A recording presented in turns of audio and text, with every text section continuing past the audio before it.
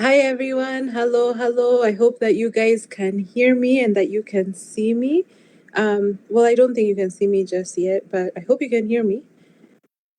And so now I'm hoping that you can see me today. So if you were here at 4 p.m., you've seen me already, but we had some technical issues, so I'm having to re-record the lesson. If you are just hopping on, I welcome you here today to our lesson about meningitis, and I hope that you feel free to leave a comment and leave a question. And if you were here this morning or earlier, if you were here earlier this afternoon, I hope that you come back and that you leave your comments, and maybe you'll find some of your questions were answered in this redo, because again, we were live this morning, but we had some issues, so we're having to record it, but here we are. Let me check really quickly to see if I am indeed live on Facebook really fast, and then we will start our lesson. Okay, I think I'm seeing myself. Okay, so I think we're good. Okay, so today we are talking about the disease of meningitis, and this is an audience request. And so let me set myself up to start. So here on this channel, what we do is we talk about the subject of short microbiology. We do it in short chats. I'm hoping that you can see my screen. Maybe, are you able to see my screen? Let us double check. I'm hoping that you can see the screen. Yes, I think you can. Okay. So here we do chats in, so typically we started this channel by doing chats in Kikuyu, because I was really interested in learning how to speak the Kikuyu language. But since then, we've gotten a lot of interest in talks in English and talks in Kiswahili. And so that is why we are now bringing to you guys these lessons in both English and Kiswahili in addition to Kikuyu. So our structure is that we will have English every Saturday, and I will host those. And then my team members usually are in the chat, or my team colleagues rather, they're usually in the chat. And then on Tuesday, tutakuwa na Kiswahili, and then on Thursday, tutakuwa na Kikuyu. So that's the way our lessons are structured. And just so you are aware, so this month or this upcoming month, we have, so today we are talking about meningitis. Then next Saturday, we'll be talking again about cells and microbes, because I've gotten a few questions that tell me that we need to make sure that we are kind of all on the same page with that. And then in November 9th, we'll talk about blood groups. And then in November 16th, we'll talk about ulcers. And then on November 23rd, we'll talk a little bit about alcohol. I'm not really here to say that, like, whether people should drink or not. What I'm interested in is a discussion on how alcohol affects our cells and the microbes that live in our gut. And then at the end of the month, we'll wrap up with a conversation about GMOs. Again, I'm not here to tell you whether they are good or bad. I just want to talk about what they are. And so that's going to be a lesson structure for the next month. So again, on Saturday, I do the lesson in English, and then my team members, my colleagues, team members, co-team members are usually in the chat. And then on Tuesday and Thursday, my colleagues will be in front, and then I will be in the chat. And so for today's lesson, let's jump in.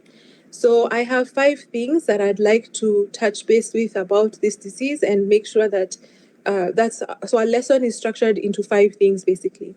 So thing number 1 is to answer the question, what is it? What is meningitis?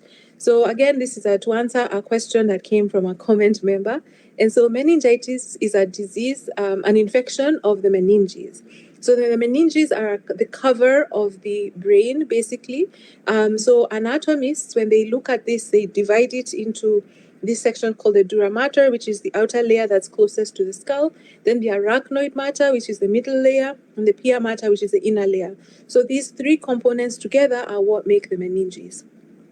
And so in the disease of meningitis, this means that this is the infection of the meninges. And so what happens in infection is that there is an inflammation.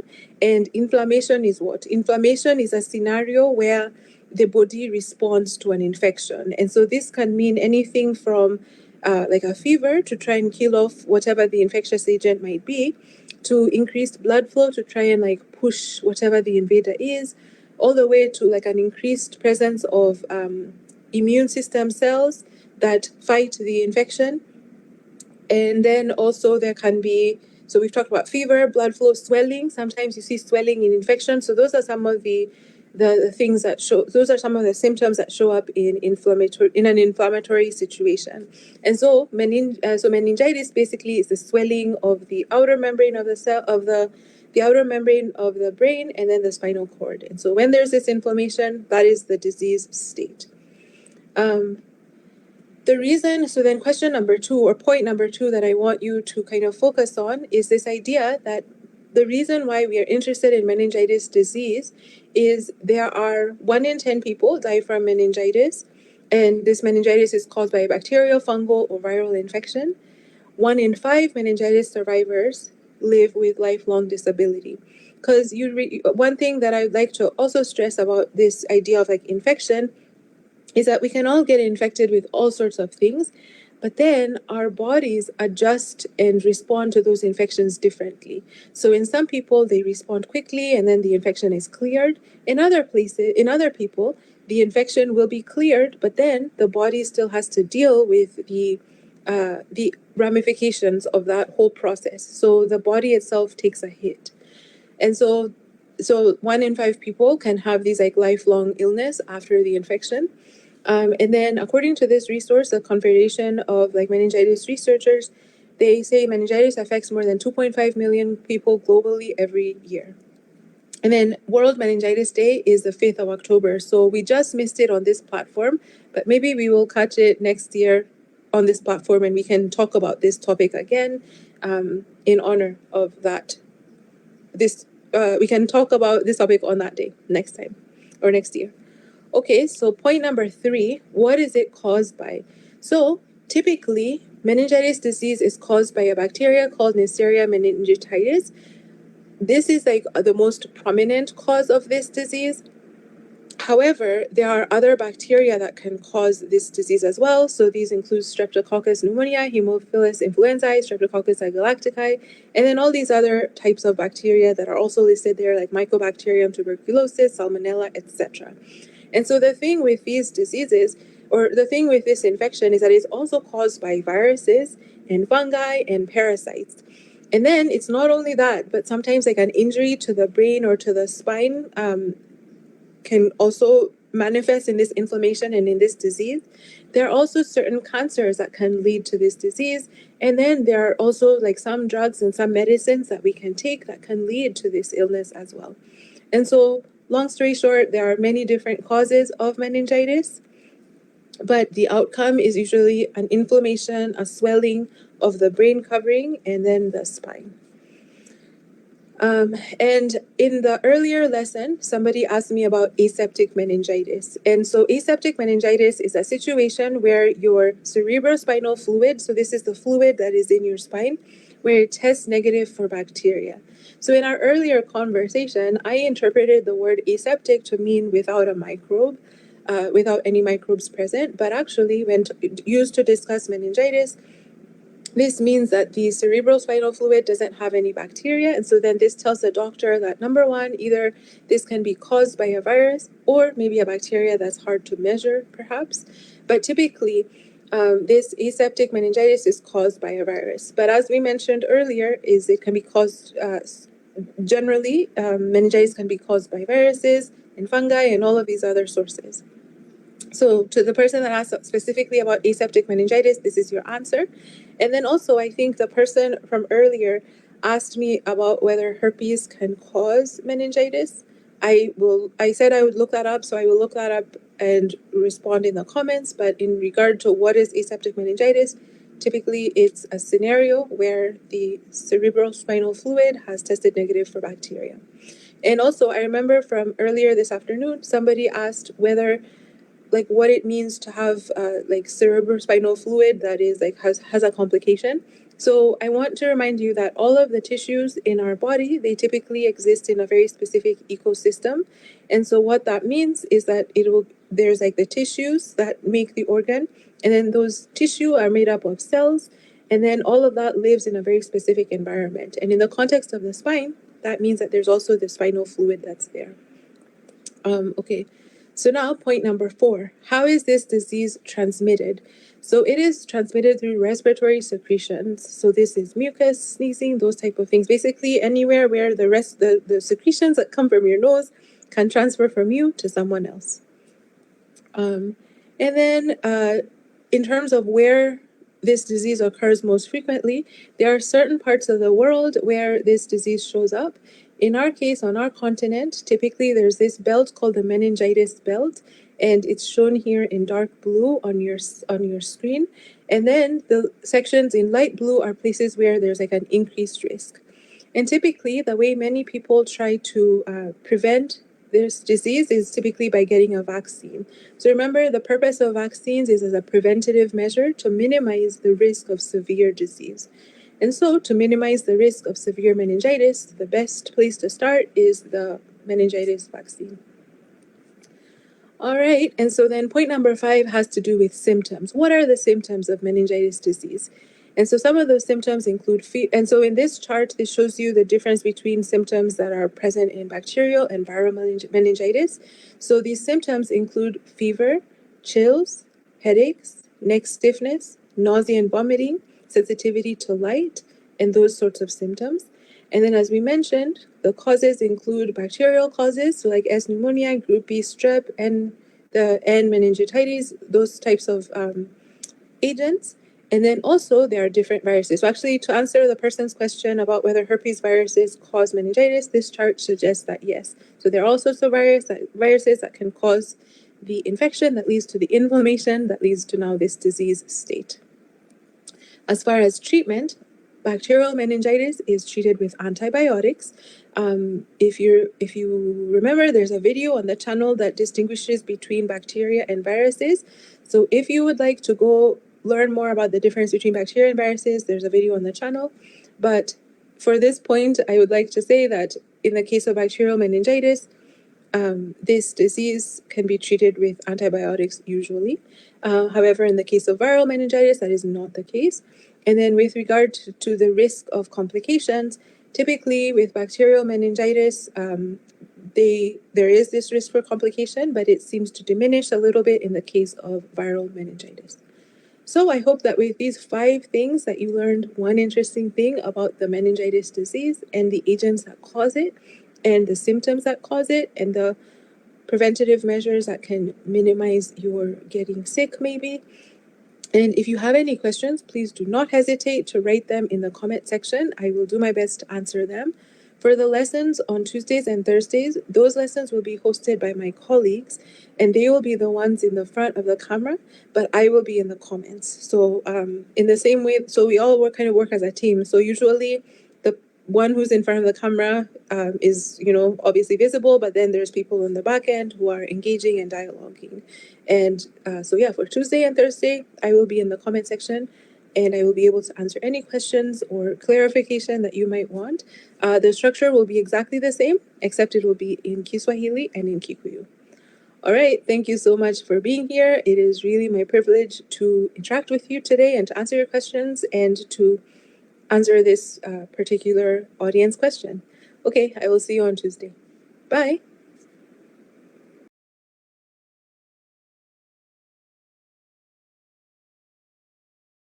Wakati mzuri sana ambao tumeweza kupatana tena, na leo imekuwa ni siku mzuri ambayo tunaweza kuangazia magonjwa tofauti, na hapa tutamix Kiswahili na Kiingereza. So karibuni sana kwa watu ambao walikuwa wanasema ya kwamba mtakuja lini kwa lugha ya Kiswahili, na leo tuko hapa ili tukaweza kuangazia ugonjwa wa meningitis. Na mambo yote itakuwa sawa sawa. So niko na wenye ambao tunafanya show na wao leo, hata kama hatujazoea kuongea Kiswahili sana, we shall try our best ili tuweze kuleta moja kwa moja ugonjwa wa meningitis ama ugonjwa wa homa ya uti wa mgongo, na mambo yote iko sawa sawa. So nitakaribisha wenye tuko na wao hapa watusalimie, watuambie majina, then tukaribisha wenye wote wanatutazama kupitia pale kwa Tonya Motoe Moyo Facebook page, na pia kupitia pale kwa Oge Media Facebook page. Tunashukuru sana kwa sababu najua kwamba tutaweza leo kuzungumza, na pia utuandikie maswali yako pale kwa comment section, na mambo yote itakuwa sawa sawa. Tutaweza kuuliza maswali, tutawapeleka moja kwa moja vile ambavyo meningitis tunaifahamu, lakini kwanza tutaweza kuangazia vile ambavyo tunajua meningitis kwa maoni yetu wenyewe, ama kusikia kwenye society, tusikie hii meningitis ni nini, ukisikia ni nini hiyo. Lakini kwanza acha tutaburishe wenzangu hapa watuambie majina, then tuingie moja kwa moja hadi mazungumzo ya siku ya leo. Karibu sana. Asante sana mwelekezi wangu Bwana Kimani. Yes. Kwa majina ni Kathy K. Yes. Niko hapa siku ya leo tusome na tuelimike pamoja. Yes. Karibuni na asante. Haya Bwana Franco. Asante sana Kimani Waema. Yes. Kwa jina langu naitwa Waweru Njoki. Yes. Na siku ya leo tumekuja mahali hapa ili tuweze kusoma mambo mawili matatu kuhusu magonjwa. Yes. Asanteni. Asante sana. Thank you very much.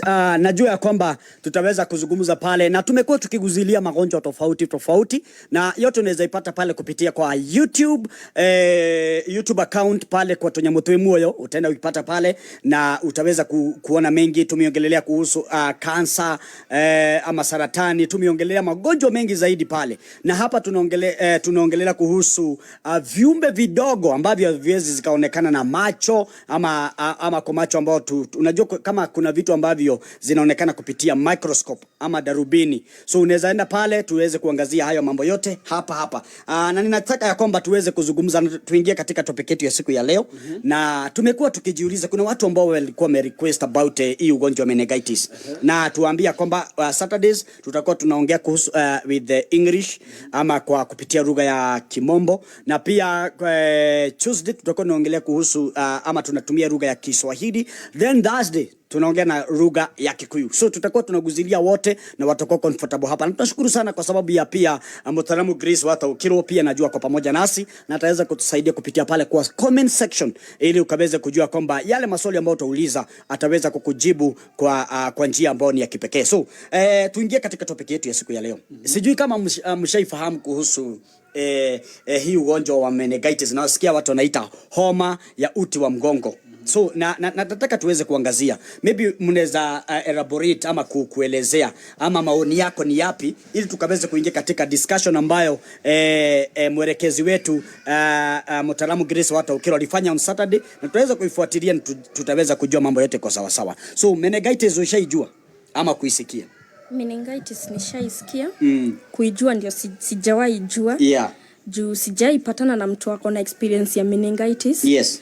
So mara ya kwanza kuisikia nilisikia according to venye nilisikia ati meningitis ni ugonjwa inaweza kushika na kama ijetibiwa within 24 minutes. Yes. 24 hours I mean inaweza kuua. Yes. So meningitis nilikuja kujua inashikanga kichwa. Inaweza kuumiza kichwa, but sikuwa nimejua bado pia inaweza kushika, inaweza kuwa ni uvimbe wa mgongo. Yes. So hiyo ndio ninataka pia mimi nielewe siku ya leo. Wow. Bwana Franco? Yes. Yes. Mimi kulingana na mimi venye nishaisikia hii ugonjwa ya meningitis. Yeah. Lakini sijai kuja ama kupata mtu ambaye ako na huu ugonjwa. Yes. Lakini kulingana na kuelewa kwangu, meningitis ni kama ni ugonjwa wa uti wa mgongo. Homa ya uti wa mgongo. Yes. Yani kwa lugha ya Kizungu ndo inaitwa spinal cord diseases. Okay. Wow, amazing. So I hope watazamaji wetu tunaweza kuchambua siku ya leo, na tunataka kuuliza ya kwamba ugonjwa wa meningitis kama vile ambavyo unaufahamu ni nini? Unapousikia au unapouona kwa televisheni, unapoiona pia kwa magazeti ama pia kwa social media, ama umesikia watu wakidiscuss mahali pale, ushai kuwa na hiyo harakati ya kuweza kujua kwamba meningitis ama hii ugonjwa wa uti wa mgongo? Na kwa nini unaitwa uti wa mgongo? Kwa nini una uhusiano na mgongo? Na pia na kuna ufahamu pia meningitis inahusiana na pia akili.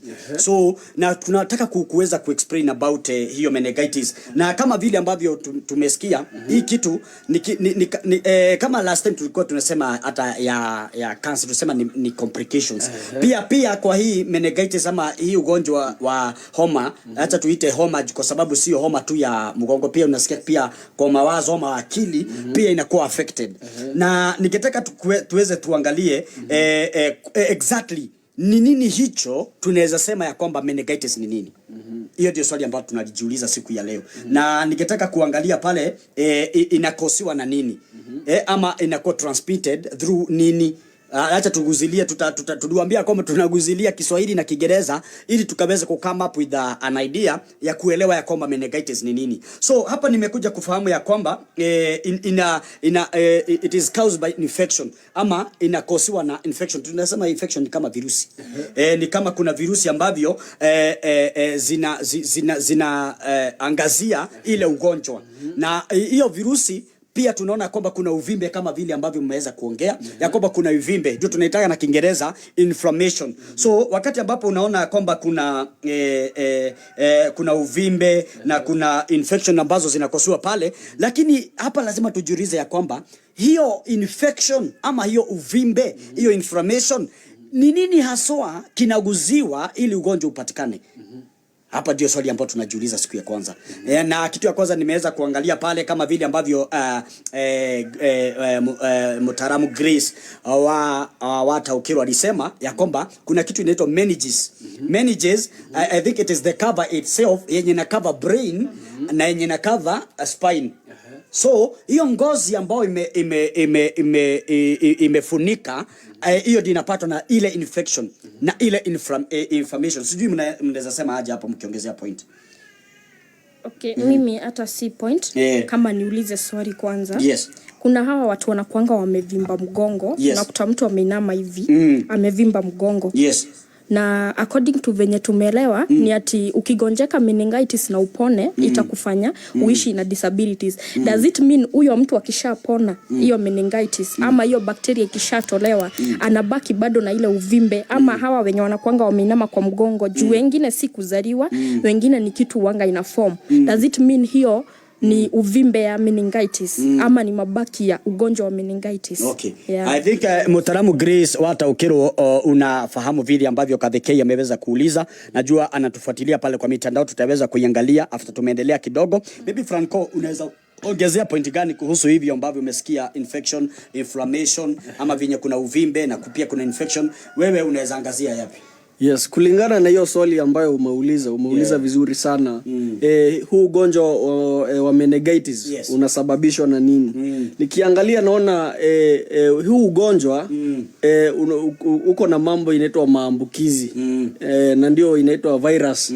So hizi virus I think ndizo zinaleta huu ugonjwa wa meningitis. Na tukiangalia tunaona kuna bacteria ama utofauti wa bacteria.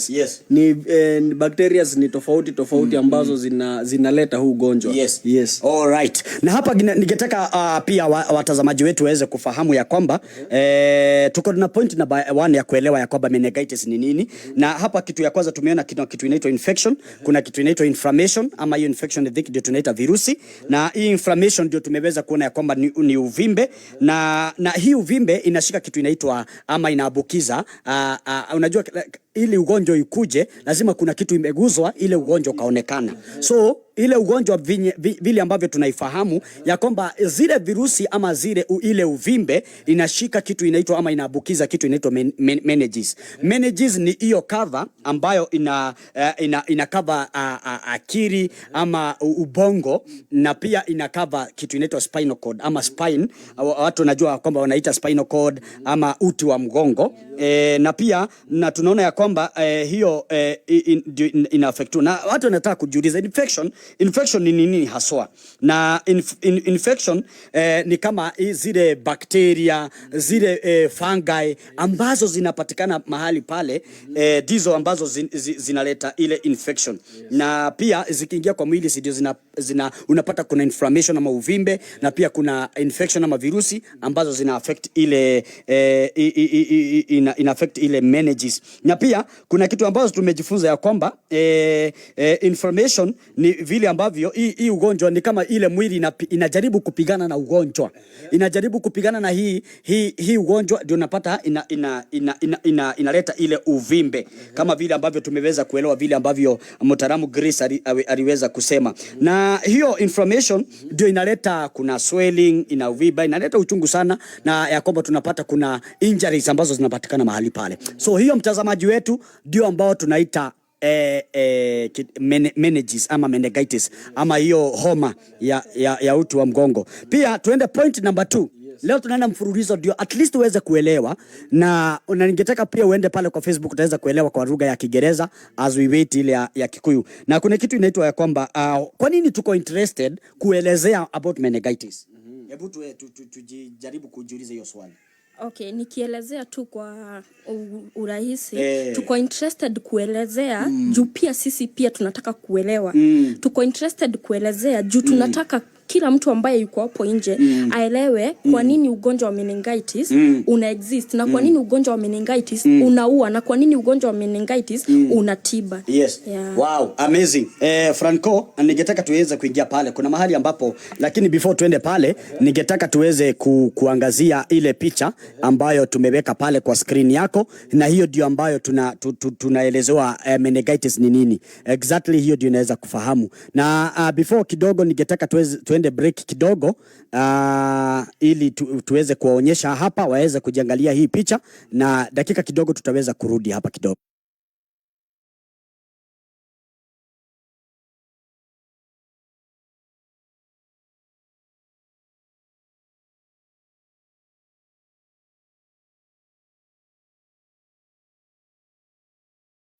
Alright, mtazamaji wetu, ningetaka kuonyesha picha ambazo ziko pale kwa screen yako, na ningetaka uweze kufahamu ya kwamba Bwana Franco, unaona sasa ile picha kuna vile ambavyo tunaonyeshwa durameter, this is the outer area crosses the skull, na pia tunaonyeshana kuna tunaonyeshwa kwamba vile infection ina affect pale kwa ubongo, na pia tunaona pale pia kuna inflammation. Unaangazia ile picha ya kwamba ile inflammation inaonekana pia kuna venye inaonyesha in layers pale juu, na hope mtazamaji wetu umeweza kuelewa katika picha ya kwanza, na ningetaka ndio tuweze kuingia katika topic yetu ya ama point yetu ya pili. Point yetu ya pili inaonyesha kuhusu kwa nini tuko interested with this topic, na kitu ya kwanza ambayo ningetaka kuambia watazamaji wetu, kuna vitu ambazo tunaangalia pale, na vitu ambazo tunaangalia kwamba 1 out of 10 ama watu 10% kwa mmoja wao anapata ile ugonjwa kupitia yani inaua. Mtu mmoja anakufa kwa watu 10, kuna mtu anakufa kwa sababu ya hii meningitis, na that's what tunataka kuangazia hii ugonjwa ili watu wakaweze kuelewa vizuri. Na pia unapata ya kwamba zile bakteria ama fungi ama zile infection ama virusi, unaona kwa hiyo kwa hao watu 10 mmoja wao lazima atakufa, na unapata ya kwamba kuna watu wengi ambao wanakufa in the whole world, na tutaweza kuangalia pia kwa picha. Na pia kwa watu 5, mtu mmoja kwa watu 5 ana survive kupitia meningitis. Andacho tuko na hiyo interest ya kuonyesha kwamba ni vizuri kuweza kutambua hii ugonjwa. Ndio. Na tunaona ya kwamba 1 kwa 5 tunaona ya kwamba watu ambao wanapata huu ugonjwa wa meningitis wako na disabilities. Yani wengi wanaachwa wakiwa tuseme kama kiwete. Wako na mambo ambayo si ya kawaida kimwili. Yes. Kuna yani inaadhiri mambo kama kimwili hivyo.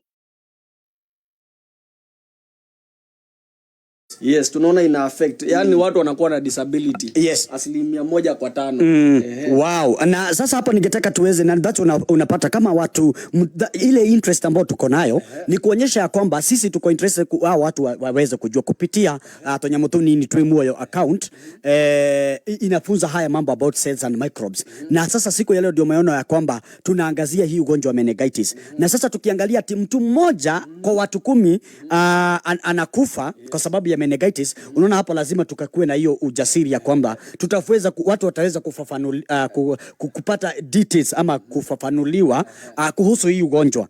Na ningetaka tuende kuingia pale kwa comment section tuweze kuangalia watu vile ambavyo wanasema ili tuweze kuenenda kwa hiyo swali lingine. Na pia ninaona ya kwamba mtaalamu Grace wa TAUKIRWO anasema, acha kwanza tuangalie pale tu recognize watu. Grace Wambui, asante sana. Na pia ninaona John Kamau anasema tuko ndani Tunyamutwimu, asante sana. Mtaalamu Grace wa TAUKIRWO anasema uvimbe unaweza kusababishwa na mambo mengi sana. So kuna watu wasiseme uvimbe. I think hiyo swali ambayo imeulizwa na KDK ya kuhusu uvimbe. So ile uvimbe si uvimbe si mauvimbe yote inaletwa ama ndio meningitis. So kunaonekana kuna mauvimbe tofauti. So kama vile KDK alikuwa anauliza kwamba uvimbe ni nini? Azini inaletwa na nini ama tunaona ya kwamba uvimbe ni tofauti. Kuna uvimbe tofauti. Kuna uvimbe inaweza letwa na huu ugonjwa, kuna uvimbe inaweza letwa na ugonjwa tofauti. Kumaanisha ya kwamba meningitis uko na uvimbe tofauti. Si kama zile mauvimbe zingine ambazo zinaletwa na ugonjwa kama wa kansa hivyo. Kwa hivyo ni kumaanisha ya kwamba huu uvimbe ni utofauti. Ni uvimbe tofauti. All right. Na pia tunaona infection inaletwa na virusi ama bacteria ama fungus. So zile infections za meningitis hiyo inaletwa na virusi kama vile ambavyo mtaalamu Grace wa TAUKIRWO ana comment pale kwa comment section. Na pia unaweza kujibu. Unaweza uliza swali lolote pale ili tukaweze kujua ya kwamba tumeweza kufahamu hii ugonjwa. Na pia kuna point nyingine ambao watu wamekuwa kiuliza sana and we want to make that point clear ili mambo yote ikue sawa. Na pia kuna watu ambao wanasema ya kwamba hii ugonjwa inakosiwa na nini ama inaletwa na nini. Kuna watu ambao wanauliza maswali hayo, na pia unaona ya kwamba in every discussion yenye tunadiscuss mahali hapa tunakuonyesha pia picha ili ukaweze kupata ufafanuzi zaidi. Na pale bwana Franco before tugoje KDK pia ninaona kuna kila jambo kama venye tulikuwa tunasoma. Hata tupeane example hata kama tuangazie hiyo swala. Pia tuliangalia kama malaria inakosiwa na kitu inaitwa Plasmodium. Na pia kwa meningitis kuna ile bacteria ama ile inaleta ile ugonjwa. Na ninaona kwa jia najua kuna terms mzito inaitwa Neisseria meningitidinase. Ni Neisseria meningitidinase. Hiyo ni terms ama maneno ambayo yamesoma na watu ambao wamesoma biolojia, wameweza kuifahamu hiyo bacteria kupitia research zao. Na hiyo bacteria ndio inaleta ile ugonjwa ya meningitis, kumaanisha kwamba kama zile inaleta kupitia ile inflammation, kupitia ile uvimbe na hata kupitia ile virusi ile bacteria inapatikana pale Neisseria meningitidinase inapatikana mahali pale. Na pia ningetaka pia kuwaonyesha picha pale ili wakaweze kuifahamu zaidi. Naona tuko na picha pale ya Neisseria meningitidinase iko pale. So ningetaka mtazamaji wetu uweze kujiangalia pale ili tuweze kuifahamu zaidi.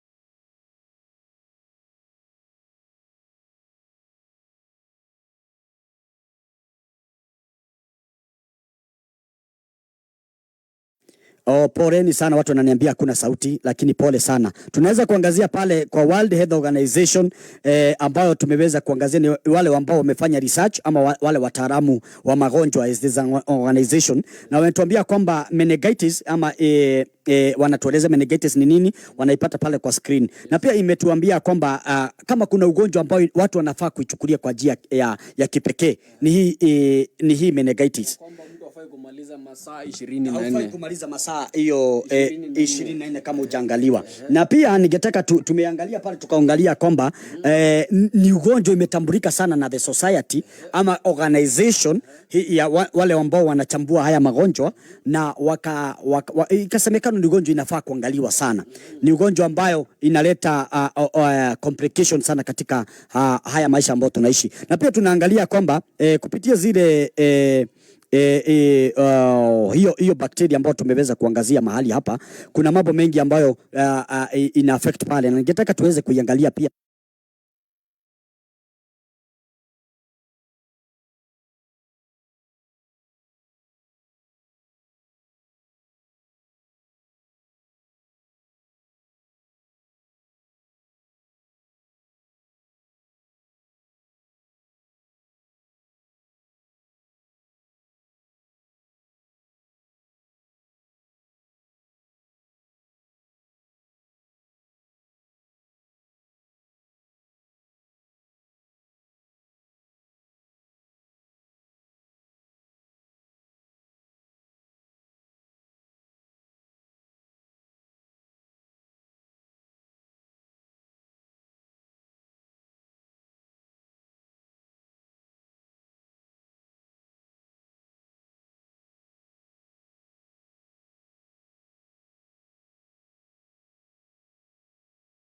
Pale pia kwa comment section tuweze kuangalia vile ambavyo mambo ilivyo.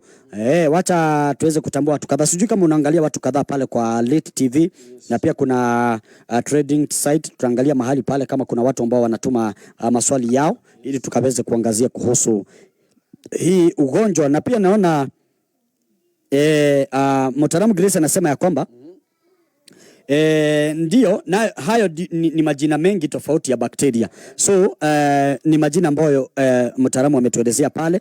Acha tuingie pale kwa Uge Media pia niweze kuangazia, niangalia watu, kuna watu ambao wanasema pale wanasema namna gani. Pia kuna Saimo wa Madhari anasema nitwageithika mno, tumesalimika sana Deno. Asante sana. Tuendelee kuuliza maswali pale na tutaweza kusoma mengi ambao tunasema ni meningitis. Na pia ningetaka Bwana Franco tutaki tuende break hata moja ndio at least kila mmoja akaweza kufahamu pale, na ningetaka pia kuangalia hiyo episode nyingine ili kuna watu ambao wanajiuliza maswali zaidi na tunataka at least tuweze kuwajibu.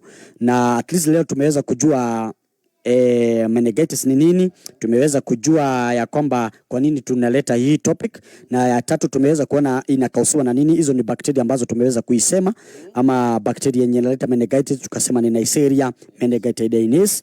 Na pia number 4 tulikuwa tunataka kujua kwamba how is it transmitted, inaambukizwa na njia gani. Na kuna picha ambayo tuko hapa tutaiweka pale ili mwenye ako pale ataweza kujua kwamba kuendelea vizuri. Bas hapa ndio how is it transmitted kwa njia ya Kiingereza ndio imeandikwa pale.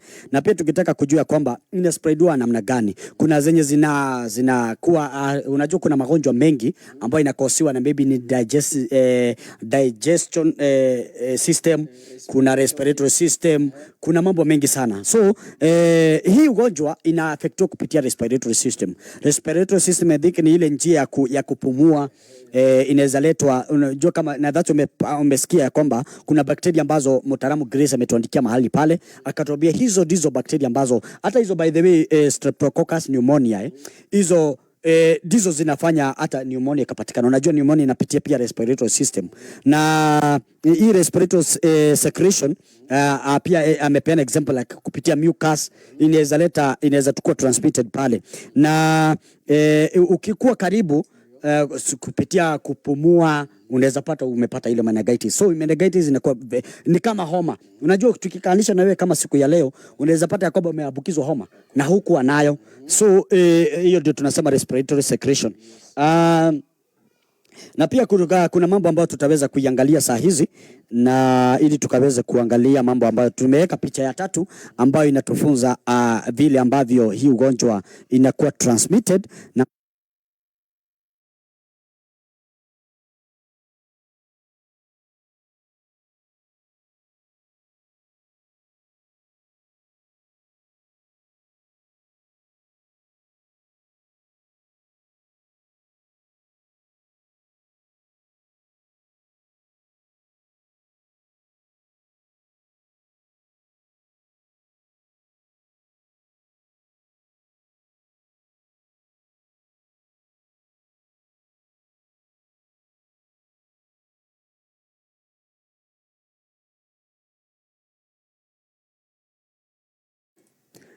poreni sana. So hiyo ndio vile ambavyo ile ugonjwa inatransmitiwa. So kama uko pale unaweza angalia uone ya kwamba how is it transmitted. Transmission imeangazia mahali pale, unaweza hata kupata hiyo information pale. So na pia kuna watu ambao wanauliza maswali pale, Deno anauliza ya kwamba is it only mucus?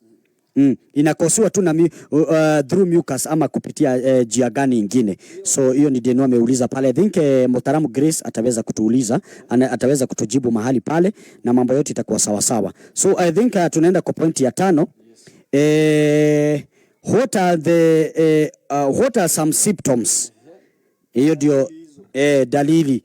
Acha tuangalie tuone venye ambavyo picha imetuelezea number 5 symptoms, na tunaweza kuona ya kwamba vile ambavyo symptoms zake utaweza kujua aje uko na hii ugonjwa ya meningitis. Ndio mambo yote kuwe sawa sawa. So kuna symptoms ambazo zimeelezewa mahali pale. Kuna fever, kuna chills, kuna headache, kuna umwa na kichwa. Fever I think ni ile joto ambayo sio ya kawaida. Unasikia kwamba kuna joto, neck stiffness, kuna nausea. Nausea ni ile harakati unasikia kwamba unataka kutapika. Kuna nausea pale, na kuna ile inaitwa light sensitivity ya kwamba unakuwa affected na pia mwangaza. So I think kuna mambo ambayo watu unaweza taka kujua. Tazama wale watu ambao wanatutazama pale, kuna vile ambavyo inaangazia pale. Kuna picha ambazo zimewekwa fever, kuna hiyo light insensitivity. Kuna mambo hayo yote ambayo yanafanyika pale, na pia kuna bakteria ambazo zimeweza kuelezewa mahali pale.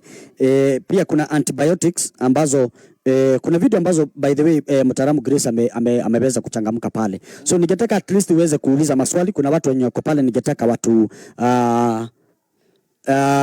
watuambie namna gani, so ndio tuweze kujua kwamba tutafahamu hii ugonjwa namna gani. So at least kuna watu wenye wako pale, tuendelee kuuliza maswali. Sijui kama wewe Catherine venye umesikia, ulikuwa behind the scene, unatuambia namna gani kuhusu vile ambavyo umeweza kusikia hii ugonjwa na vile ambavyo ilikuwa na maoni yako wewe mwenyewe, umeiunderstand namna gani?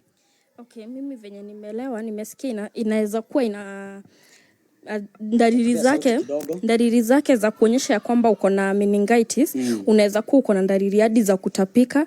Unaweza kuwa uko na dalili za dizziness. So kumaanisha mtu anaweza shikwa na huu ugonjwa, lakini juu wengi wenye wanashikwa na huu ugonjwa, wengi wao wako kwa slums, wengi wao wako kwa ghetto. So kujua kama umeshikwa na huu ugonjwa, I think itakuwa ngumu, and that's why most of the people wanakufa juu ya huu ugonjwa. Juu ukishikwa na meningitis, nilidhani ya kwamba unaweza umwa na kichwa, juu ikisha kushika kwa kichwa, that is cells za kichwa, ikisha kushika kwa kichwa unaweza umwa na kichwa, na ukimaliza 24 hours kama hujatibiwa inaweza cause death. So kumaanisha watu wengi ukufa juu wengi wao hawajuangi kama dalili zenye niko nazo ni za meningitis. Okay. Kama kitu nina experience saizi ni meningitis, utakuta watu wakiumwa na kichwa mtu anakimbilia dawa Panadol mara moja. Unaona? Juu huyo mtu ako kwa ghetto, before apate mind ya kusema wacha niende nikaangaliwe kwa clinic, itakuwa ni too late. So mimi naweza tuomba kama kuna njia yenye mtu anaweza kuwa ati ukisikia hii dalili kimbia ukaangaliliwe. Na hii information ifikie watu wengi inaweza tusaidia sana. Wow. Yeah. Wow. Kuna watu ambao wanauliza maswali pale, ningetaka at least tuweze kuwajibu. Kuna mtu anaitwa mtaalamu Grace anasema ya kwamba yes, fever ni joto. Okay, alright. Moses K Mwangi anasema following, anasema insight ni kila time ama ni ukiwa kwa light. Okay, huyo ni Moses K, maybe anataka kuuliza ya kwamba ni wakati ambao hapo umesema kuna dizziness ama hauoni vizuri, anauliza ni kama ni kila wakati. Na pia anauliza hapo kwa maambukizi ni mucus pekee, na akauliza what of kupitia sneezing. Sneezing I think ni wadhimora. Ni kupiga chafya. Kupiga unaona sasa Kiswahili bado ina kupiga chafya. So I think Moses K utajibiwa pale na mtaalamu Grace, ataweza kukujibu ili tujue ya kwamba ni hata kupitia kupiga chafya hiyo. Pia inaangazia kuleta ile ugonjwa wa meningitis. So I think leo tumeweza kuexplain kidogo, hata kama tumekuwa na muda ambao ni kidogo sana. At least sasa umeweza kuelewa ya kwamba meningitis ni nini na inakosiwa na nini. Na pale tumeweza kukuja vizuri zaidi, na tunajua kwamba hiyo video tutaweza kuiendelea kuipata pale on YouTube, na sasa tutakuwa umeipata ili ukaweza hata pia kushare kwa wale watu ambao wangetaka kujua. Tumeweza kujua kwamba kwa nini tuko interested, kwa sababu watu wanakufa zaidi bila kufahamu huu ugonjwa. Kuna watu ambao wanapataka zile symptoms na ujuange ni kwa nini ama hujui shida iko wapi, na pia kuna inakosiwa na nini. Tumeweza kuexplain about ile bacteria ambayo inaleta hii ugonjwa wa meningitis. Tumesema inaitwa Neisseria meningitidis, na watu unajua kwamba wameweza kuifahamu, na tumeweza kuwaletea pia picha pale. Na pia kuna vitu vingi ambao watu wamekuwa kituuliza kuhusu meningitis, ni hii symptoms. Na symptoms watu utajua aje uko na hii ugonjwa. So sijui kama mtatoa comment gani pale. Nikukata kiasi mwelekezi wangu Kimani. Kuna dalili nyingine ambayo inaambatana na ugonjwa wa meningitis. Yes. Homa ya kuchanganyikiwa kwa akili. Inaweza kuwa inahusika katika hii ugonjwa wa meningitis. Kwa sababu about venye mimi nimesikia, homa ya kuchanganyikiwa kwa akili pia inashikilia sana kuwa ni dalili moja ya meningitis. Alafu kuna kukaza kwa shingo. Kukaza kwa shingo ni kumaanisha ni kama mtu ako na kifafa. Acha tu niseme hivyo. So does it mean kifafa, hii ugonjwa ya kukaza kwa shingo na homa ya kuchanganyikiwa kwa akili ni dalili za ugonjwa wa meningitis? Hiyo swali naiuliza mtaalamu Grace. Okay, mtaalamu Grace, I hope unatusikiza pale vile ambavyo kadhi ameuliza. Na kuna kitu kingine by the way nilisikia bado inakosa meningitis, kuna ile cancer. Nilisikia kuna kansa, ile uvimbe ya kansa inaweza angazia pia hii ugonjwa wa meningitis, lakini sijui ni percent kama gapi hivi inaweza leta meningitis. So kama ina uwezekano hapo, ni vile ambavyo niliona vile ambavyo mtaalamu Grace alisema ya kwamba pia kupitia ile uvimbe ya kansa ambayo inapatikana katika ubongo ama katika ile uti wa mgongo, inaweza leta pia inaweza angazia ile ugonjwa wa meningitis. Na sijui angetuambia asilimia kama inawezekana, juu hatujaifahamu vizuri kama kuna asilimia ambao inaweza leta ile ugonjwa. Na ni vizuri ya kwamba utuulize maswali mahali pale, utaweza kujibiwa. Hata kama si saa hizi utapata baadaye pale kwa comment section umeweza kujibiwa mahali pale. Na pia kuna umejibiwa, amesema yes. Sijui amesema yes kwa nini gani? Kuhusu homa ya kuchanganyikiwa kwa akili na kukazika kwa shingo, kumaanisha ni dalili za ugonjwa wa meningitis. Okay. Yeah. All right. I think sasa sijui kama watazamaji wetu wenye wako pale wanaweza uliza maswali pia ili tukaweza kutamatisha program yetu ya siku ya leo. Na tulisema ya kwamba hapa tumekuja tu kujua vile ambavyo sisi hatukuji kuelezea ama mtaalamu Grace daktari mwenye atakupatia mawaidha ya dawa yenye utatumia. Yeye ni research ameweza kufanya ama ameweza kupata research mahali pengine ili kuelezea ili watu wakapata ufafanuzi wa haya magonjwa. Na baadaye tuuliza pia si mambo tu magonjwa tu ya I think amesomea pia experience ya mambo na mimea, mambo kama hayo yote anaweza. Lakini usiulize maswali ya dawa gani nitatumia ama nitakaa kwa muda yupi. Maybe atakupatia details ama mahali ambapo utaweza kuisoma na kuweza kuielezea zaidi. Sijui mnaweza sema aje kulingana vile ambavyo ulikuwa unajua meningitis na saa hizi. Saizi naweza sema at least nimejua kitu kuhusu ugonjwa wa meningitis. Nimejua ni hatari on which sikuwa ninajua. Mimi nilikuwa najua ugonjwa kama malaria, ukimwi, hiyo ndio ugonjwa hatari, ugonjwa yenye inaua, lakini nimekuja kujua meningitis is the one of the worst sickness yenye inaweza kuua. Kama ni ugonjwa unaweza kuua within 24 hours kama una matibabu, kumaanisha ni ugonjwa hatari. Yeah. Wow, thank you very much. Bwana Franco, unasemaje? Yes, tukimalizia hapo hapo kwa dalili tukitoka, naona kuna kuumwa na kichwa sana, si kuumwa kidogo, ni ile kuumwa kabisa. Na kuna ingine ya kutokuwa na akili timamu, naona kwamba mtu anapagawa kidogo. Ya tatu tunaona unakosa kuona mwangaza vile ipasavyo. Ya mwisho tunaona ya kwamba dalili nyingine inapatikana kwa watoto. Unapata watoto wanaumwa na miguu sana, unapata wanahisi baridi kali sana, na unaona hata ngozi yenyewe inageuka, rangi ya ngozi nayo inageuka. Yes, so siku ya leo pia mimi nimeweza kusoma zaidi kuhusu ugonjwa wa meningitis. Sijaipatana na mtu ambaye ako na huu ugonjwa, lakini siku ya leo nimeweza kujua mambo mengi sana na kujua mambo ambayo inasababishwa na huu ugonjwa. Huyu ugonjwa tunaweza uangalia na namna gani. Nimesoma mengi sana. Wow, thank you very much. Asante sana pia, tunashukuru sana. Naona Kate Blessing pia ako hapa anasema wonderful, asante sana. Na pia ninaona mtaalamu Grace amesema kadhi KS ugumu wa shingo na kujaganyikiwa kiakili ni dalili ya meningitis. Asante sana. Pia nimeona John Waweru, Kate Blessing anasema nimesoma sana, na pia kuna mtu anauliza so mtu aangaliwe na daktari kujua kama ako na hiyo ugonjwa. Yes, ni vizuri, lakini ni vizuri unaenda unaangaliwa ndio usipuuze ukapatikana ya kwamba hii ugonjwa unasikia ni ugonjwa ambao inafaa kuangaliwa sana, ni ugonjwa ambao inaua watu. Kuna watu wanauliza kwamba what if swelling of legs inaweza kuwa symptoms? Sijui about swelling, lakini tutajibiwa pale na mtaalamu Grace kama inaweza kuwa ni one of the symptoms. So asanteni sana kwa sababu ya watu ambao wako pale, na tunashukuru sana tunashukuru mtaalamu Grace, ni kwa sababu ya kuweza kuchambua ama kuweza kufanya research. Unajua si kazi rahisi kuingia pale kwa laboratory, pia kugather information about zile magonjwa ambayo tunaweza kuangazia mahali hapa. Tunashukuru sana kwa sababu ya hiyo nafasi ya kufunza watu na kujitolea. Najua kwamba kuna watu wengi ambao wamesoma kuhusu meningitis siku ya leo, ama ugonjwa ama homa ya uti wa mgongo, na tunashukuru ya kwamba tumeweza kusikia processes zile ambazo zinafanya hii ugonjwa ikapatikane mahali pale. Sisi tujiangalie na tuweze kusoma mengi, na pia wewe umesoma mahali hapa, funza yule mwingine kwa mahali pale, ili tukaweze kujua kwamba tumeweza kufafanuliwa, ili ukienda pale ulizo meningitis ni nini, utaweza kujibu ya kwamba hii meningitis inaletwa na nini, inakosiwa na nini, na ina affect nini. Hiyo mambo yote tutaweza kufurahia kwamba utaweza kupata zile information. Sijui kama kuna watu ambao tumewacha ili tukiweza kutamatisha program yetu ya siku ya leo, na tunaona watu ambao wanatupitia pale, wacha niangalia pale kwa Uge Media ili tuweze kumalizia kutamatisha program yetu ya siku ya leo. Na leo tulikuwa tunaangazia kuhusu meningitis. Haya, kuna mtu anaitwa mtaalamu Grace anasema all secretion that comes from the respiratory system.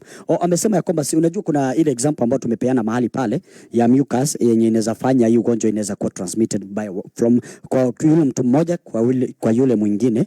Amesema ya kwamba as long as ni kitu yote inahusiana na respiratory system, kama ni sneezing, hiyo mate, all those things inaweza fanya ukapata ile ugonjwa ya meningitis. Na tumeweza kusikia kwamba watu wanapona, kuna wenye wanapona na kuna wenye wanabaki na zile virusi na zinaishi kwenye mwili na inaleta hiyo ugonjwa. So God bless you. Asante sana mtaalamu Grace wa TAUKIRWO, ni kwa sababu ya hiyo nafasi ya kuweza kufafanua hayo, na tumeshukuru ya kwamba leo tumesoma kuhusu mucus. Na by the way ni vizuri tuambia kwamba tuwakumbushe ya kwamba every Saturday tunapataga na kwa lugha ya Kiingereza na huu unaitwaje na lugha ya Kiswahili? Sijui hii meningitis inaitwaje na lugha ya Kiswahili? Ndio inaitwa homa ya uti wa mgongo. Haina jina ingine. Hiyo ndio homa. I think sasa ni hiyo homa. Yes, I think sasa tumeweza kutamatisha program yetu ya siku ya leo, lakini before that ni vizuri tuwaelezea kwamba hiyo tumesema English itakuwa na wanaipata program kwa every Saturday, na pia kama wanataka pia Kiswahili ni every Tuesday the same topic, na pia Thursday tunaangazia na lugha ya Kikuyu. So kama uko pale ungetaka ya Kiingereza ni every Saturday unapatana na mtaalamu Grace wa TAUKIRWO, and then every Tuesday tunapatana hapa team tukizungumza kupitia Kiswahili, na pia Thursday tunaweza kuongea na lugha ya Kikuyu. Na next Saturday sijui kutakuwa na date gapi, najaribu kuangalia hapa mambo itakuwa namna gani. It's about cells. What are cells and microbes? Kuna watu ambao hawakuweza kufafanuliwa ama kujua zaidi about cells and microbes.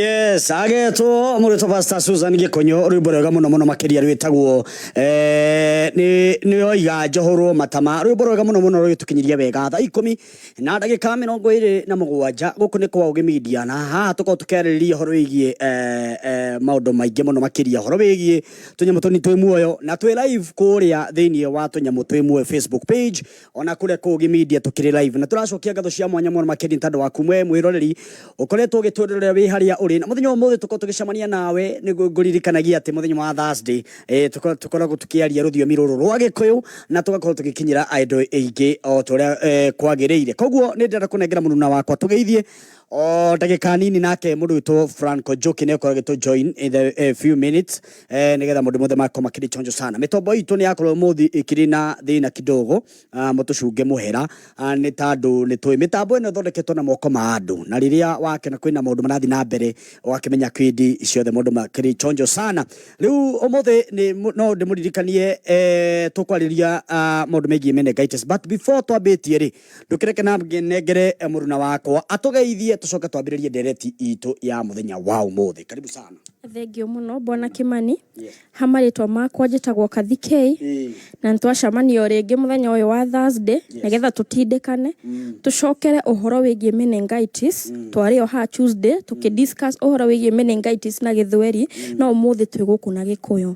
Thengio muno athikĩrĩria itũ mũtũthikĩrĩria nigetha tuhote gũcokia ciũria ciarĩa tũrarĩ nao thikũ nini ona nĩ Wednesday nĩ ira turarĩ nao tukiuria tugituĩria tukienda kumenya we wĩ hau nja wĩciragia meningitis nĩ kĩ, nigetha tumucokerie ciũria cianyu nikĩo twĩ haha.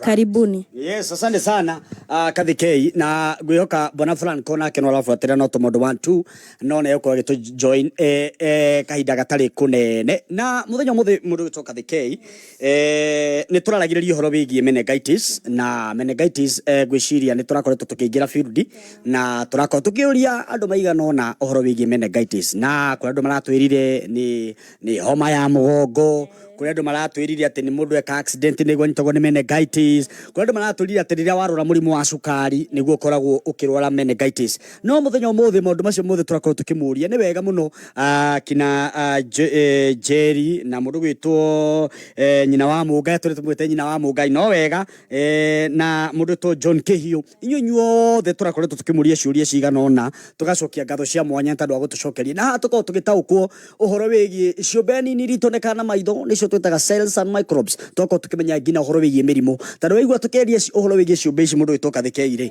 ciũmbe ici nĩcio cikocaga mĩrimũ. Koguo gũtirĩ mũrimũ ũtakocagwo nĩ kĩũmbe, nĩkĩo tũracita ciũmbe icio cikocaga mĩrimũ ĩno rĩ kana cikarehe maũndũ maya mogwati rĩ nĩcio tũracita ciũmbe nini itonekaga na maitho. Imwe nĩ cirĩ na ũigĩrĩrĩki thĩinĩ wa mwĩrĩ, imwe nĩ njega thĩinĩ wa mwĩrĩ, no ingĩ nĩ njũru thĩinĩ wa mwĩrĩ, koguo nĩkĩo cirehaga marimũ mĩingĩ.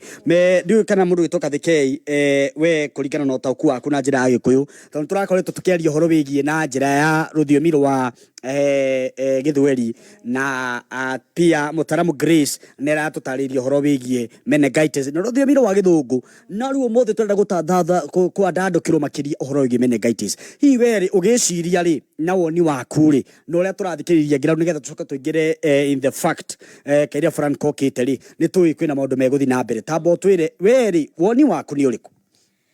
Msimamo wakwa no ũmwe. Last Tuesday nĩ tũgire na Gĩthweri meningitis ni homa ya uti wa mgongo. No rĩu muthenya wa ũmũthĩ twĩ Gĩkũyũ-inĩ niĩ nguga meningitis nĩ mũrimũ ũkosagwo kana nĩ mũrimũ ũnyitaga mũndũ either gwatuĩkire mũndũ agĩiguku kana gwatuĩkire waimba mũgongo kana waimba handũ thundo no ĩrutwo nĩ kĩndũ o gĩothe. Koguo niĩ nguga meningitis nĩ ta mũrimũ ũkũnyitaga, nĩ ta stroke, ni kama kitu inakushikanga, nĩ ta kĩndũ gĩkũnyitaga rĩrĩa weciria muno tuge ukosagwo ni pressure tondu ni unyitaga mutwe uturagwo ni mutwe makiria ni unyitaga mugongo ugakuhe iguku mugongo nona koguo ni nguga meningitis ni ta murimu urehagwo through pressure okorwo ndire wrong gwiciria muno tondu no uturwo ni mutwe twirwo no ukorwo wina dizziness twirwo no ukorwo kigua thiurura no unyitwo ni homa iria yoguruki koguo meningitis kana no unyitwo ni gibaba koguo meningitis icungagiririo reke tuga icungagiririo ni gwiciria muno kana gukorwo wina pressure. Okay.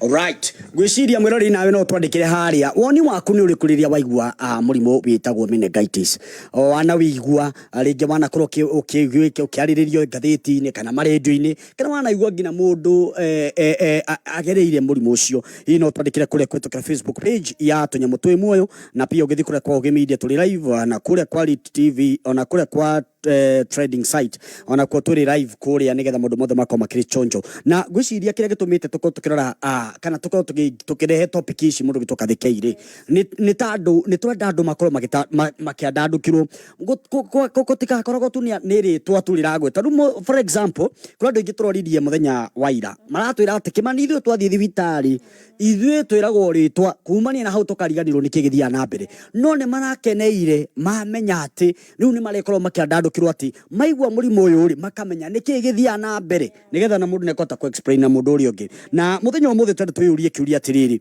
na kiuria giki ni ngwenda ona we mwiroreri hare wandike comment section na kemutaramu Grace wa taukirwo ni okorwo akireply text yaku no before that ri nigetha tucoke nigetha tukunengera kahinda gaku ga kwandika kiuria ri tukwamba twambe tuthake rwimbo rumwe twathaka rwimbo rumwe ri tugicokereria tuguka nigetha tuko kirora ciuria iria waoria nigetha tuingire tiri twina ciuria ithano tubatie gukorwo tukimurika na kiuria kia mbere nigetha twambe tuthie break ni murimu wa meningitis niki kiu nikio kiuria kia mbere na kio kiuria gia keriri kirokira haha ati niki kiratuma tuko twi interested gukorwo tugithomithia uhoro kana tukorwo tukirehe ndeto eno ya meningitis kiu nikio kiuria gia keri kina kio kiuria gia gatatu ri ni kumenya ati meningitis ri irehagwo niki niki kigitumaga murimu wa meningitis ugie thiini wa mwiri wa mundu na kio kiuria gia kana ri murimu uyu ri tugigata utransmita gwatia kana ugwatanagio na njira iriku kiu nikio kiuria gia kana na kio gia gatano ri hihi ni symptoms cia murimu uyu niki kana tugigita ta ni dalili cia murimu uyu ri niki icio nicio ciuri ithano iria tuko tukiaririria ndagika eno no kwamba kwandika nigetha tukunengere kanya gaku mwiroreri ukorwo gitwandikira ciuria ciaku nake mutaramu Grace wa taukirwo ari haria thiini wa Facebook na ukorwo gitucokeria ciuria icio mwena wa Media ona kuria kwa tunyamu twimwe twambe tuthie break nini tugicokereria maundu mothe makorwo makiri chonjo society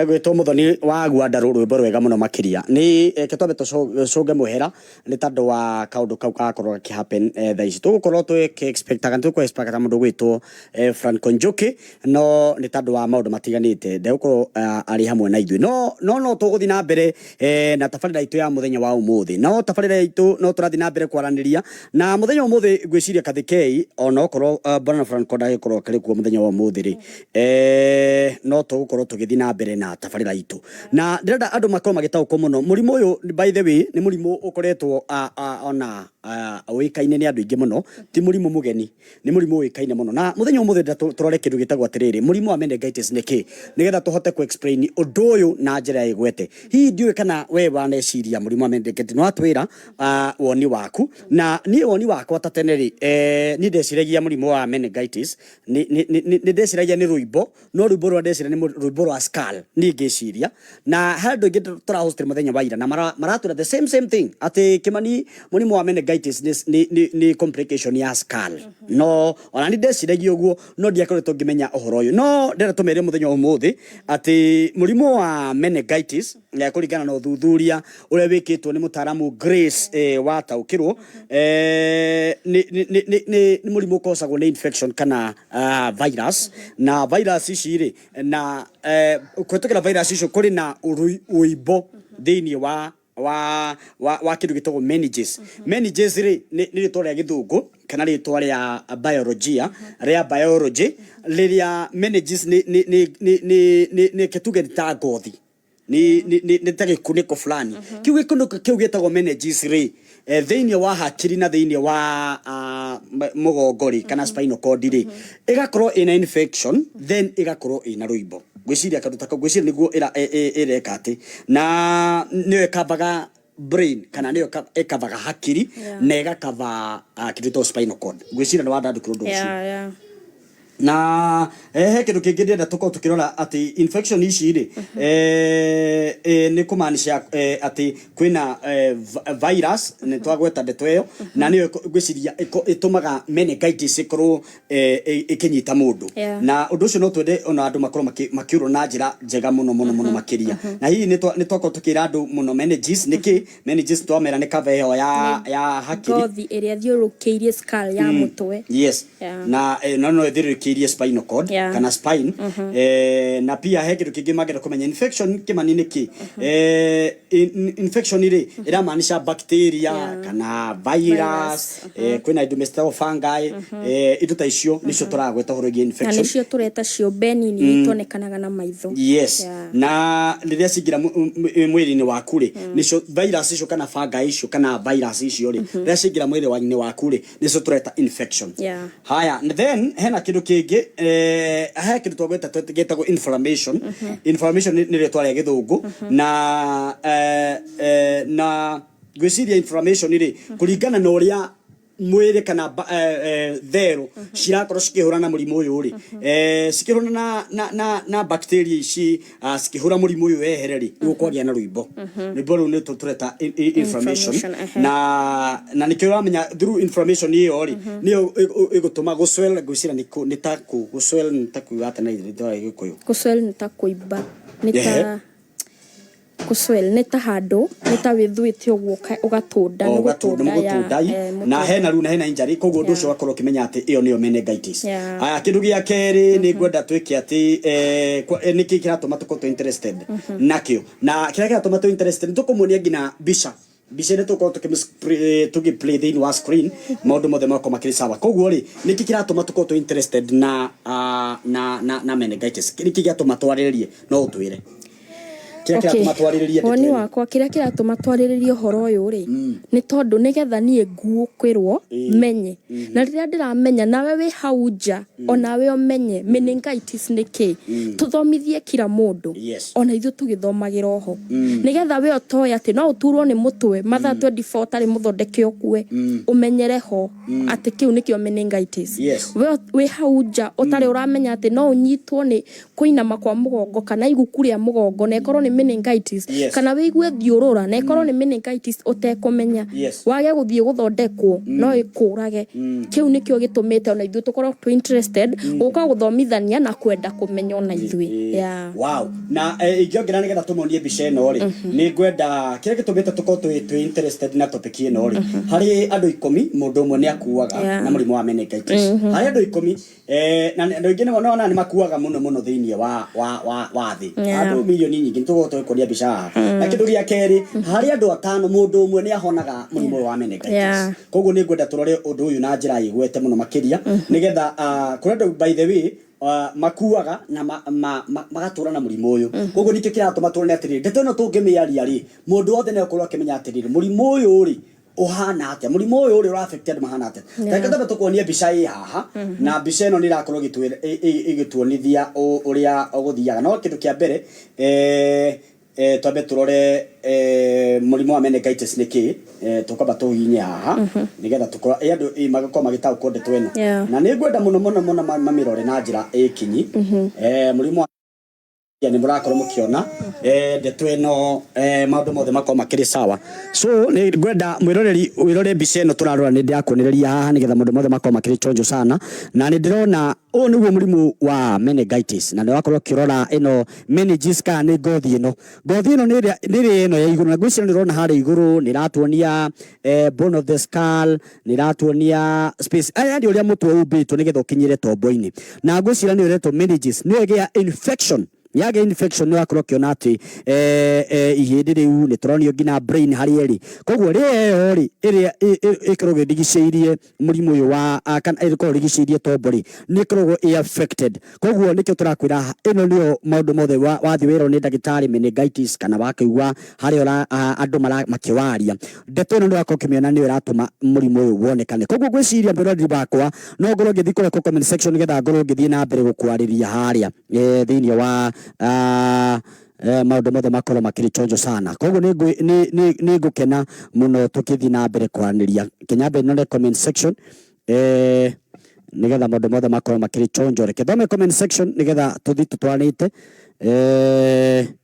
nigetha maundu mothe makorwo makiri chonjo sana yeni kitabe turore haha twambe tuone ni atia acha nisome comment section nigetha maundu mothe makorwo makiri chonjo zaidi na ngwiciria mutaramu Grace wa taukirwo ari haria thiini wa comment section nigetha korwo gitucokeria kiuria haya he mundu wetwo Hana Joki wa Weru arauga nowadays inaua sana Hana Joki wa Weru gugatiri uyu ufatie gutamburwo togwati kana ta murimu king'uki ucio ni mundu wetwo Hana Joki wa Weru na mundu wetwo Hana Joki wa Weru gugatiriri murimu uyu koguo no mugongo na mugongo na tombo gwiciria ucio niguo thuthuria na mundu witũ Grace mutaramu ni gukorwo gitucokeria hari mitambo-ini nigetha mundu mothe makorwo makiri chonjo sana mundu witũ Grace wa Mbui arauga atiri ni homa ya mutwe na mugongo kuringana na nie ucio ni Grace wa Mbui Moses K Mwangi akauga tuthome hamwe mundu witũ Moses K Mwangi akauga leo niko tuned akauga watching kama kawaida gwiciria mundu mothe makorwo makiri chonjo sana na niturona mundu mothe makiri chonjo zaidi thikei ningwenda twambe turore na ni ndona andu ingi kuria magitwandikira kuria na ntoko tugithoma comment section uria mandu marakorwo magitwira na kindu kingi ningwenda turore ni atiriri he kindu twakorwo tukirora uhoro wigie kendore kiuria kiu kingi nigetha tugakorwo tugiteithania tarora mwena ucio ungi kiuria gia kiri ni ki kiuria gia kiri kirari nigetha maundu mothe matukorwo tugitaukwo makiria tukwariria he kandu kangi twakorwo twahutia kiria kiratuma twariririe ndeto ino na ni ngwenda tukorwo tukimurika haha he mbica ya keri gitumonie mbica ino ya keri mbica ironania maundu mothe ironania atiri meningitis ketwambe turore haha okay alright meningitis ni kiria kiratuma tuthomithie ndeto ino ri kana tumiariririe ri na ni turona ni koretwo kiariririo ati mundu umwe hari 10 ni makuaga through murimu wa meningitis na ni rakionekania mbica haria na hari mundu umwe ri andu 5 ni masaivaga ni masabaivaga murimu wa meningitis kana murimu wa meningitis makaja kwa maina disability koguo ni ukoraga ati murimu mundu uria wahonoka ucio umwe ni akoragwo ena murimu ena disability na nirona ati andu 2.5 million people globally ni marwaraga murimu uyu every year ni makorwo makirwara koguo ni gwiciria meningitis ni kubatie gukorwo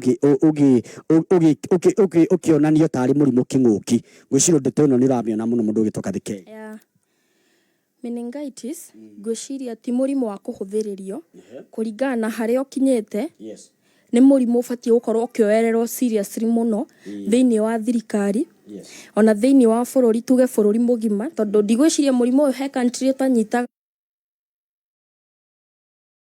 itari grade ya gitwira ciana cikoragwo ci at risk muno tondu mwana no anyitike na ndumenye so gwiciria murimu ni murimu ubatie gukorwo ukioererwo serious muno tondu ti murimu muhuthu ni murimu ni ta king'uki ni murimu ungikunina agikorwo ni murimu ungikunina na mathaa 24 koguo ni murimu ungihata bururi mugima koguo ni murimu ubatie kuigwo level-ini ya mirimu iria hatari so tigae kuga ati ndarwara malaria anga niguo malaria nimo mahotaga muno ati anga ndarwara mukingo anga kianga ki mundu ucio wina mukingo akonekana gatahana kiundu kihona ndungienda mundu ucio kuhiriria aca hena meningitis hena meningitis koguo mundu agaikara gehugite waigua dariri ino ndina dariri ino umuthi na ira aca reke ndengere thibitari riu nirio riciria ria kuguna wow thank you very much kiuria kingi turenda gukorwo tukoretwo tugithomithia na murimu uyu ri ukosagwo niki na ndirenda turore ngina mbica yo hana ngumikira screen ini nigetha at least andu makoma ki understand ati murimu uyu ri ukosagwo niki nigetha mundu mothe makoma makiri chonjo sana na nindirona murimu uyu ri o kindu ni kiri bacteria taru he ndi twathomaga biology typhoid ya ikosagwo ni bacteria to salmonella typhi oko ni pneumonia ikosagwo ni bacteria to streptococcus pneumonia mundu tamacio nayo ri nyamu ino yitwa meningitis ri ikosagwo niki hena nyamu itagwo Neisseria meningitis iyo ni bacteria iria ikorwo ikirehe murimu uyu kana ikarehe murimu na gwiciria ni turako tukimonia bica ya screen ni marako makiona na maundu maingi muno he andu maroria ciuria tandu kuri andu marorite ciuria kuri mundu ratwirite ati ona cancer ni kosaga meningitis na andu mararoria atia na no nyende ku explain uria mutaramu Grace akoretwo akiaririria haria na nigwenda andu mathina mbere gutwariria ciuria ciao haria Facebook na tuko tukimatambura na njira njega muno makiria na niturona atiriri uria onaga taru tonire cancer ni irarehe ngina ironda cirarungireria ngina gutinio so through that swelling nirakora ati kuri cingicungireria murimu uyu na pia nikuronania kuri no thuthuria ati kuri ngina na dawa ungihuthira cirarehe murimu uyu wa meningitis so na andu mabati kwirora muno reke jaramie bica ino nigetha andu at least makorwo makieka thiuka wina kaundu ngiongerera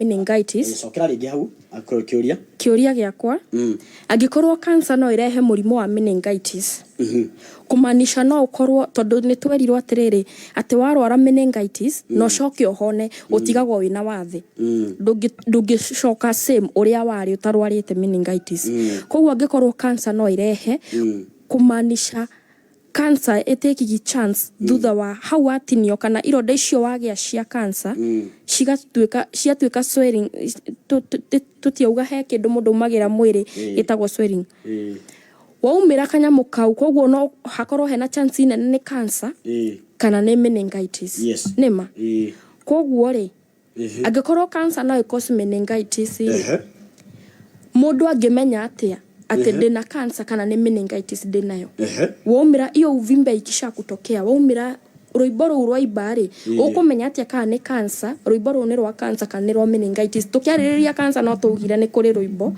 mundu ni umagira uvimbe koguo ri agikorwo cancer na meningitis he handu cira similarities kumanisha no urware cancer na ndumenyekana niyo winayo urware meningitis na ndumenyekana niwe winayo mundu angitaukirwo atia ni murimu uri kugatagate wa cancer na meningitis ukunyitite wow good question ngwiciria mutaramu Grace wataukirwo ni kugagitwariria haria na ndirona mundu gwitwo Pastor Mary Githuka ni ndiramwona kuria live na ni ndirona Perry Georgia pia ako live na haria ndirona makiuria ngina ciuria guku na ndirona mundu gwitwo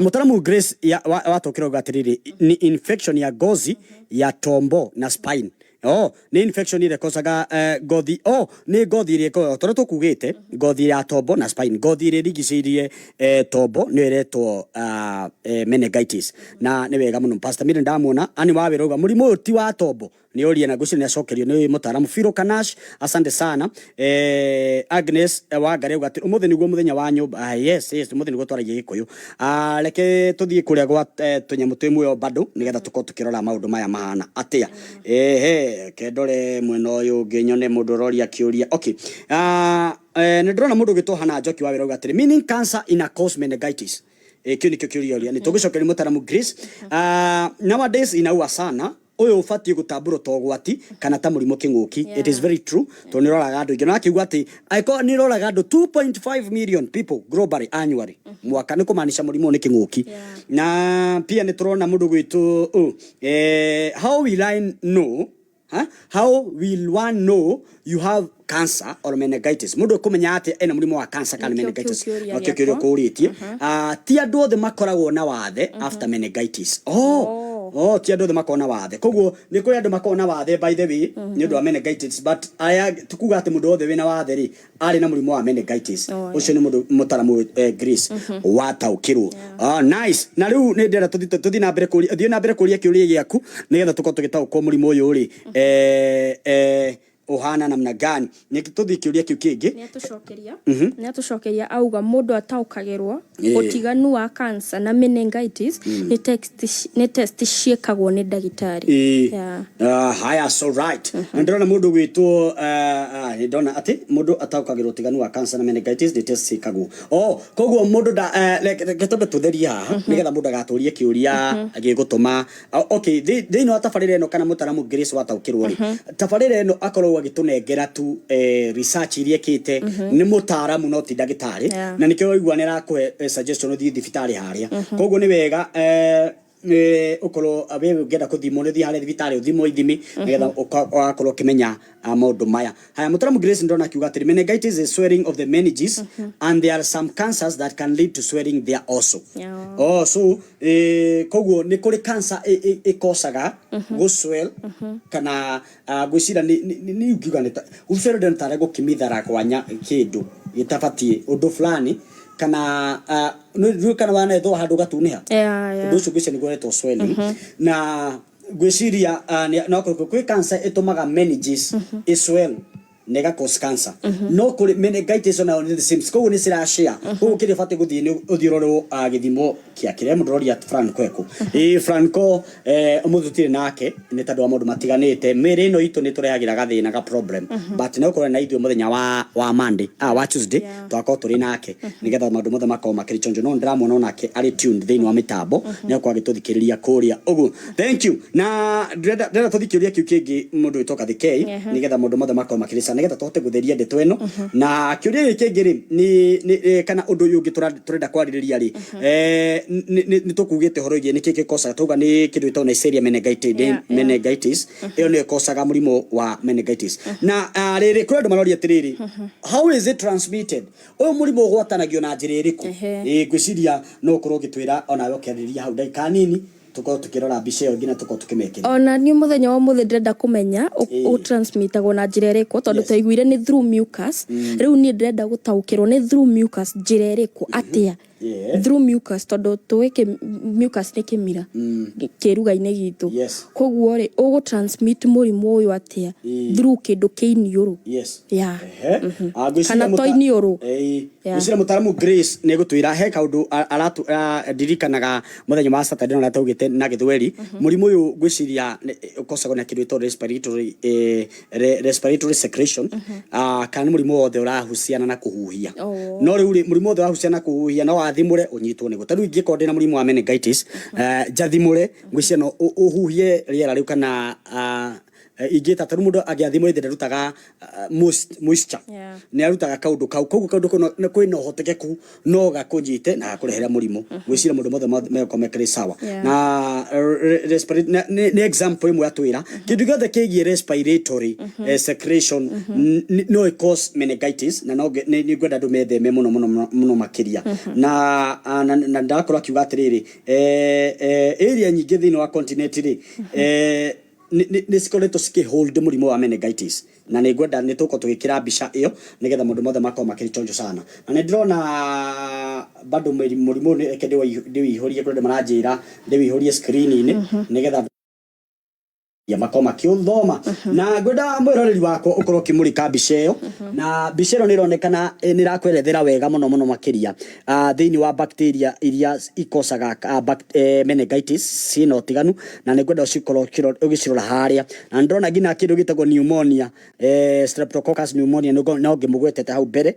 na hena ngina kirito Haemophilus influenza ciothe ci haria iria cikosaga murimu uyu wa meningitis koguo ni ngwenda mwiroreri wakwa ukorwo kimenya atiriri kuri na species fulani kuri na bacteria kuri na virus na kuri na fungi kana parasite kana tunyamu tu turehaga infection iria citumaga mundu ati no ahate kuambukiza kana kugwatia mundu from one person to another na ningwenda andu makoma makirora murimu ucio na njira njega mundu utoka the K nigetha andu tukorwo tukimenya ati ndeto ino ni tuhota kumiandandukirwo na njira igwete na hena kindu kingi tukirikiriria hena symptoms ungimenya atia wina murimu uyu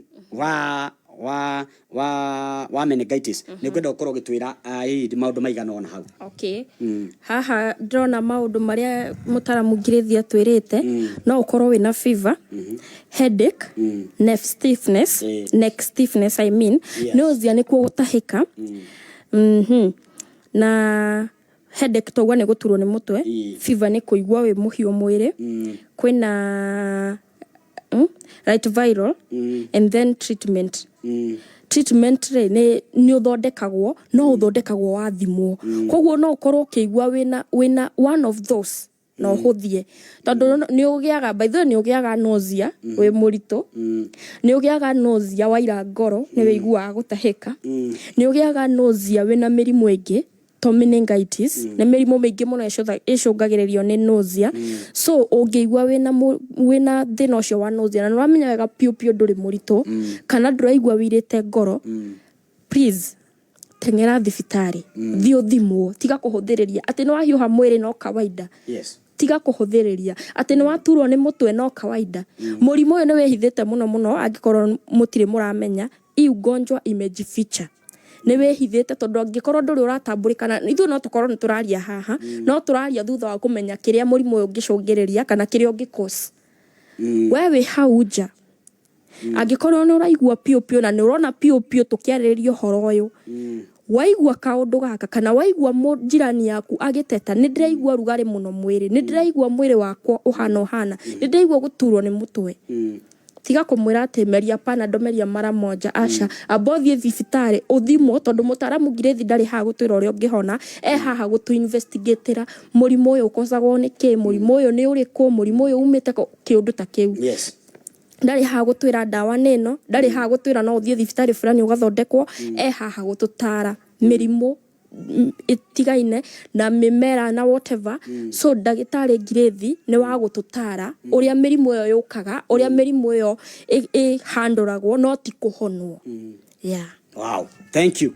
Gwihoka ni urathi na mbere kwa ndandukiro thini wa tabarira ino na mutaramu ngirese auga atiriri tungikorwo turi affected na bacteria kana virus cikaragwo na fluid different taru kwi fluid cia sweat kuri fluid ya mucus kuri fluid ya mata ni koguo ni kuraringana bacteria icio ciha koguo tunyamu tutumingini ri tukoragwo thini wa kimira ni tutura cost koguo riria ukumira ringi ni wa mira ringi ni wehutia na kiara na guo koguo tunyamu tutumingini ri tuciumbe tuuri kana tumbe tuuri gwicira ni tuturarehe maundu maya megie murimu uyu na basically ngothi ino ya meningitis kana ngothi ino ya tombo iretwo meningitis ingithogothanio kana kungigia na mathogonjanio kana kungigia na complication mundu ni ekurwara meningitis koguo ri ni kuraringana cause meningitis ina maundu maingi muno na ni akigwo eko thero ni igwire thero ni ikoragwo citumitwo cikamenya ithari ribatie guthi guku koguo kuri thero cia meningitis iyo ngothi iyo koguo kungigia kwina complication ya meningitis ino ri uguo ni kuuga ati we no urware murimu wa meningitis koguo ni wega tukorwo tukirora ndeto ino na njira ikinyi muno na nitwacokia ngatho muno ntandu wa mutaramu Grace ntandu gufundithia ndeto ino andu makamenya meningitis niki na no igwa meningitis ndikosagwo ni undu umwe no ikoso ni undu wa respiratory no ikoso ni undu wa virus iria bacteria iria kana infection iria ya ngothi iyo no irehe meningitis na waigua ati ngina hindi ira kungigia ati na cancer ingikorwo winayo cancer ya meningitis iyo ati na wiwe cancer irehagwo ni thero cirarega kuruta wira thini wa meningitis uria kubatie aiko cibatie guthondeka andu fulani cingiko citirathondeka mundu ucio eno gwati munene wa gukorwo akinyita akigwatio akigia murimu uyu uguo ni wega njire andu ni wega kwirora na ni wega gukorwo tugika ndeto ino wega muno ati andu ni moi kiugo mingini kana mingini ciumbe andu ni mabatie gutwira haria nimegutwira haria mundu gitwo uria mutaramu ratwira kana ndu moy no matwire mutwire kana muwe tumingini niki kana mingini ciumbe ona nie ndioi no menyeire hau aya ndirona mundu gwitwo andu no mathi na mbere gutwandikira John ati why all no torie audience meciria ma ohoro wigie kiugo giki kia mingini ciumbe aya ndona mundu to John kiugaga tumingini ni diona jua andu anani njui tumingini kamingi niki kiu ni kanyamu kanini riu ri tumingini ni kindu kinini ngina urabatara microscope kuona andu ni matwire kana ni mo kaundu gaka kindu gia kere tukirikiria mundu witoka the K ni turenda tuonia andu symptoms ici na ishirora muno makiria murari wako ngwicira ni urakorwo kena symptom icio thini wa screen yaku nigetha tukorwo tugitamatisha tabarira ya umuthi na no nginya mutwire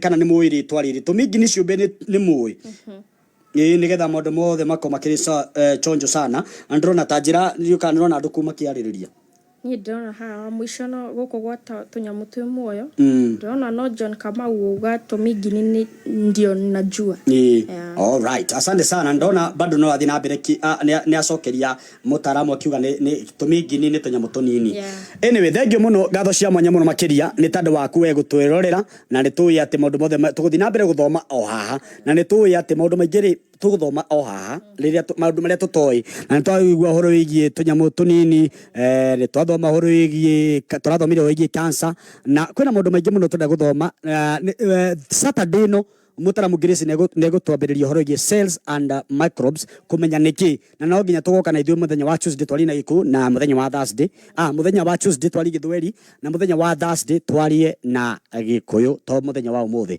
koguo ngatho cia mwanya thi na mbere gutwandikira haria ona tabarira eno yathiga tikuga ati ni twakinya mwisho thi na mbere gutwandikira hau ciuria ciaku na mutaramu Grace ne ukorwo agigutandira na ciarite wega thaa 11 ni twahotukina ndagika 10 tondu tucereirwo tukiambiriria ni tandu wa maundu matiganite ngatho cia mwanya muno makiria muthenya wa Tuesday muthenya wa Saturday samani na mutaramu Grace ni turi na timetable iria tukoretwo tukiupdate nigetha maundu mothe makoma makiri chonjo na tumwe promise ati muthenya wa rucio ni twakorwo tugikira video ino mwena wa YouTube koguo ni wakorwo kimiona video ino yakorwo ina segment ya githungu iria yekirwo Saturday segment ya Tuesday iria yekirwo na gitwekire na Githweri na muthenya wa Thursday iria twikite na Gikuyu ndi kumiona hare YouTube koguo we hau no nyonyede utegere rucio subscribe thini wa tunyamu twi muoyo YouTube channel nigetha twekira video ugakorwo gicira andu angi ala matana gotokorwo me broadcast ni muthenya wa muthi makorwo makimita uko na njira igwete no magwira holo mundu itoka the K tukirikiriria tabarito ya muthenya wa muthi